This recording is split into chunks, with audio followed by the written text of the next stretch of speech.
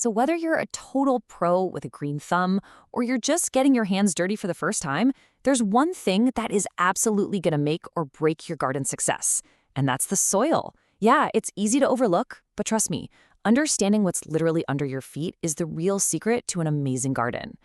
I mean, really think about it for a second. The ground in your backyard, or even what's in your flower pots, it isn't just dirt. Nope, it's a whole complex world, and every type of soil has its own unique personality. So, how complicated is it to figure all this out? You might be thinking it's going to be a whole science lesson, but it actually comes down to one very simple number. That's right, just 3. Seriously, if you can just wrap your head around these 3 basic types, you are going to be way ahead of the game in your garden. It really is that straightforward. Okay, so let's dive right in. We're going to break down each type, take a look at what it's good at, what it's not so good at, and most importantly, how you can actually work with it. All right, first up, we have the heavy hitter of the soil world, clay.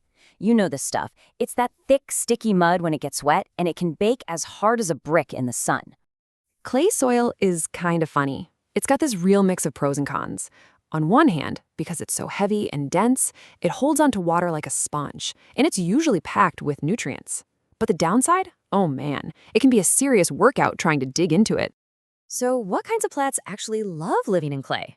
Well, think about plants that are always thirsty. Because it holds moisture so well, it's the perfect home for water-guzzling crops like wheat and rice. But here's the catch with clay. Its greatest strength can also be its biggest weakness.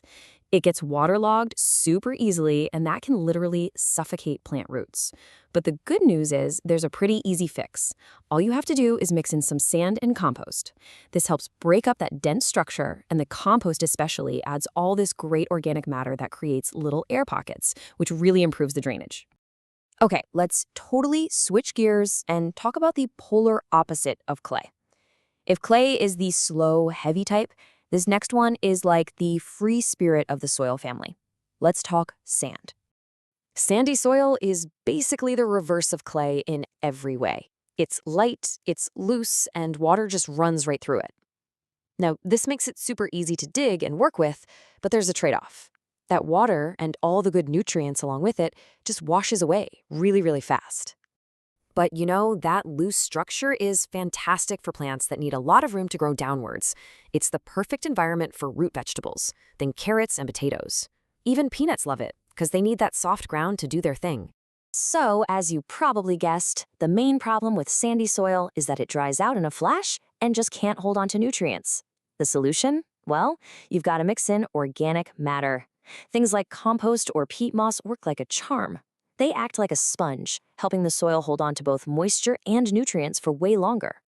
All right, so we've seen the two extremes, right? The heavy, dense clay and the light, loose sand.